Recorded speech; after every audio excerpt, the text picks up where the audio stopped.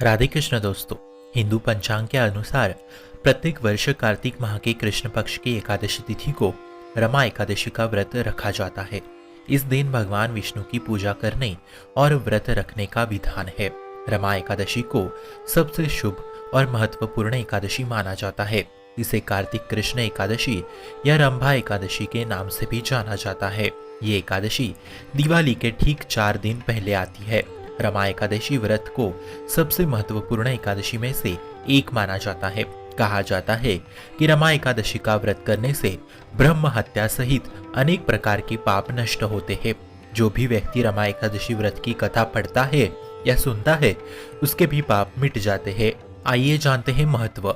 रमा एकादशी व्रत के प्रभाव से जातक को सभी पापों से मुक्ति मिलती है और मृत्यु के उपरांत विष्णु लोक की प्राप्ति होती है। मान्यता है कि रमा एकादशी पर संध्या के समय दीपदान करने से देवी लक्ष्मी अति प्रसन्न होती है। इससे सुख समृद्धि धन में वृद्धि होती है और समस्त बिगड़े काम बन जाते हैं। आइए जानते हैं तिथि। एकादशी तिथि का प्रारंभ 20 अक्टूबर 2022 को शाम 4:04 पर होगी। वही समापन होगा 21 अक्टूबर 2022 को शाम 5:20 तक।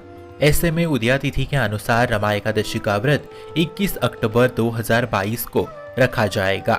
व्रत का पारण समय होगा 22 अक्टूबर 2022 को सुबह 6:17 से सुबह 8:30 तक। पारण तिथि के दिन द्वादशी समाप्त होने का समय होगा शाम के 6:02।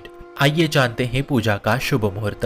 रमा एकादशी के दिन प्रातः काल से ही शुक्ल योग है जो शाम 5:48 तक रहेगा। उसके बाद से ब्रह्म योग प्रारंभ हो जाएगा। इसके अलावा रमा एकादशी व्रत की पूजा करने का श्रेष्ठ मुहूर्त सुबह 7:50 से सुबह 9:15 तक रहेगा।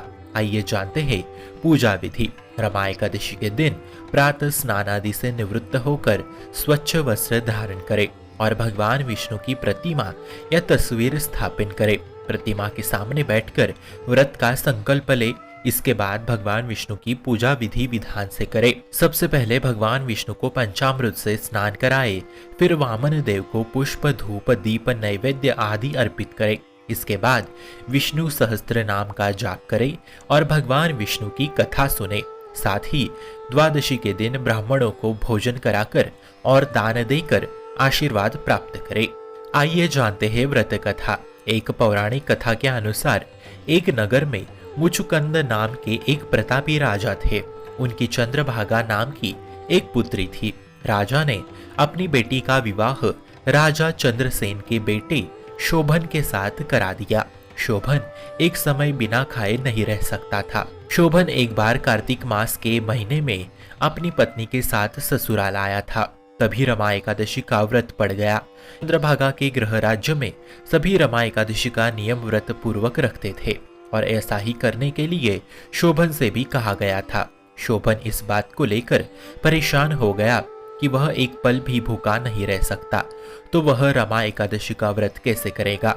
वह इसी परेशानी के साथ पत्नी के पास गया और उपाय बताने के लिए कहा। चंद्रभागा ने कहा कि अगर ऐसा है तो आपको राज्य के बाहर जाना पड़ेगा, क्योंकि राज्य में ऐसा कोई भी व्यक्ति नहीं है जो इस व्रत नियम का पालन न करता हो। यहाँ तक कि इस दिन राज्य के जीव जंतु भी भोजन नहीं करते। आखिरकार शोभन को रमा एकादशी उपवास रखना पड़ा, लेकिन पारण से पहले ही उसकी मृत्यु हो गई। चंद्रभागा ने पति के साथ खुद को सती नहीं किया और पिता के यहाँ ही रहने लगी। उधर एकादशी व्रत के पुण्य से शोभन को अगले जन्म में मद्रांचल पर्वत पर आलीशान राज्य प्राप्त हुआ। एक बार मुचुकुंदपुर के ब्राह्मण तीर्थ यात्रा करते हुए शोभन के दिव्य नगर पहुंचे। उन्होंने सिंहासन पर विराजमान शोभन को देखते ही पहचान लिया। ब्राह्मणों को देखकर शोभन सिंहासन से उठे और पूछा कि यह सब कैसे हुआ। तीर्थ यात्रा से लौटकर ब्राह्मणों ने चंद्रभागा को यह बात बताई। चंद्रभागा बहुत खुश हुई और पति के पास जाने के लिए व्याकुल हो उठी। वाम ऋषि के आश्रम पहुंची। चंद्रभागा मद्रांचल पर्वत पर पति शोभन के पास पहुंची। अपने एकादशी व्रतों के पुण्य का फल शोभन को देते हुए उसके सिंहासन व राज्य को चिरकाल के लिए स्थिर कर दिया गया। तभी से मान्यता है कि जो व्यक्ति इस व्रत को रखता है वह ब्रह्म हत्या जैसे पाप से मुक्त हो जाता है।